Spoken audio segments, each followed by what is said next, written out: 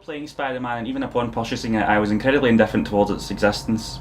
Sure, I knew there was a lot of buzz surrounding it and it seemed like it was going to be the big Sony exclusive of the year, but it just wasn't grabbing me from what I saw from the gameplay and the overall general idea of the game. And from what I played from Insomniac's open world debut, Sunset Overdrive, I just wasn't grabbed or convinced by what they could do with an open world game. However, I caved in and decided to give it a shot because of how much discussion it was stirring up in the gaming community. After finishing the lengthy campaign, I feel the need to convince anyone who is tired of the generic open world tropes that plague the gaming industry today to give this game a shot, regardless of whether or not you care about Spider-Man as a character.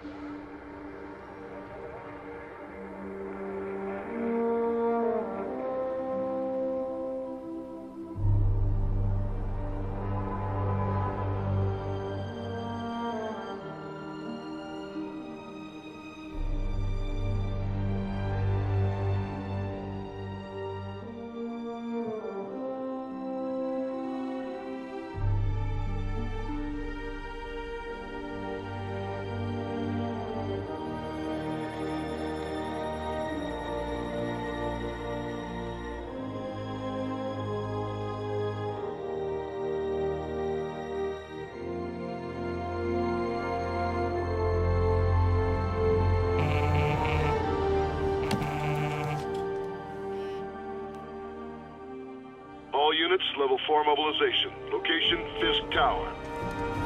Fisk?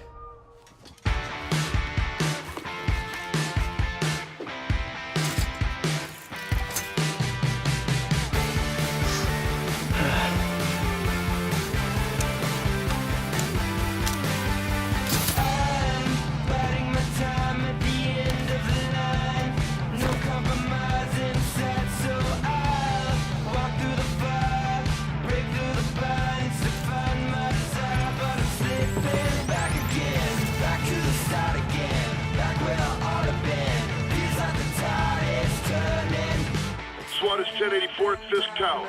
All units stand by. Warrant is en route.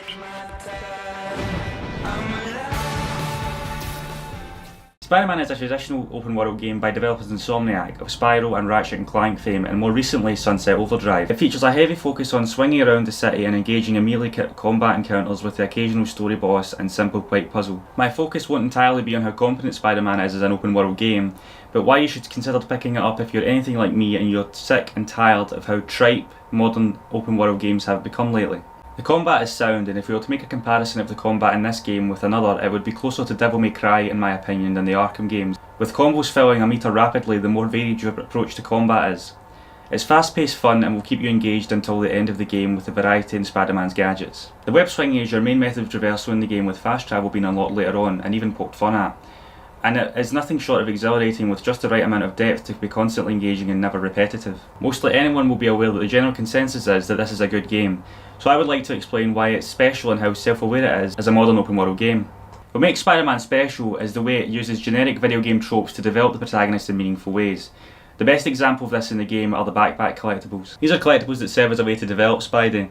These backpacks contain the farewell cards he received from the folks at the Daily Bugle before he went on to work with Dr. Octavius, and his very first web shooter prototype. These are just a few of the 50 plus scattered throughout the world. These are an absolute joy to collect as they help ground Spider-Man to make him feel more like a human being and less like a larger than life superhero figure. This done wonders in making me care about Spidey on a more personal level, and it made me want to participate in the Easter egg hunt of finding these collectibles when they are essentially nothing different from any other collectible in any other open world game. This is, in a nutshell, what makes Spider-Man PS4 so clever.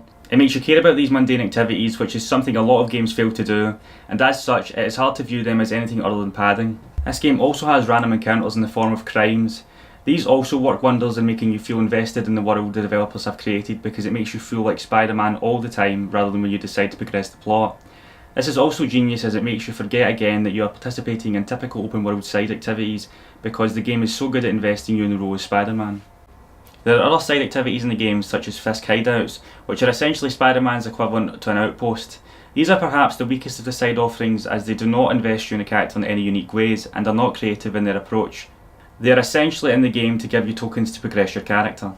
There are also Taskmaster challenges, which are great because they not only improve your overall skill with the mechanics of the game, They also replicate the feeling of Spidey playing a game of cat and mouse throughout the city as he hunts down a supervillain. Lastly, I would like to discuss the Oscorp Research Lab side activities.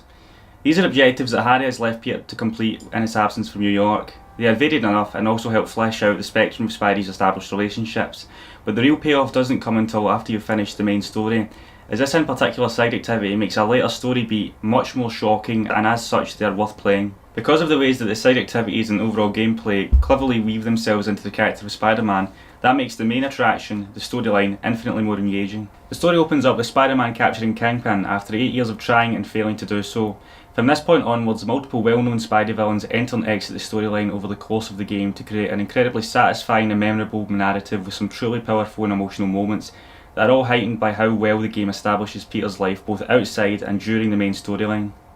The game has sections where you play as Peter in the homeless shelter with Aunt May and in the lab with Dr. Octavius throughout the story. This helps pace the story a lot more naturally, and it gives all the important characters the right amount of development for the more impactful story moments to have much more punch.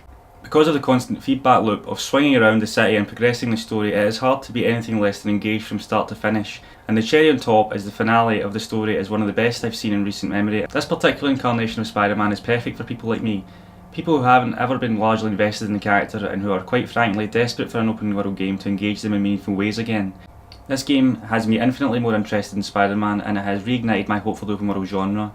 I urge anyone who is in a similar situation to me, or hell, even if you're an established Spidey fan, to buy this game as soon as possible, as you will experience one of the most cleverly written protagonists in recent video gaming memory that could only ever really bloom in the media of games. Thank you for watching.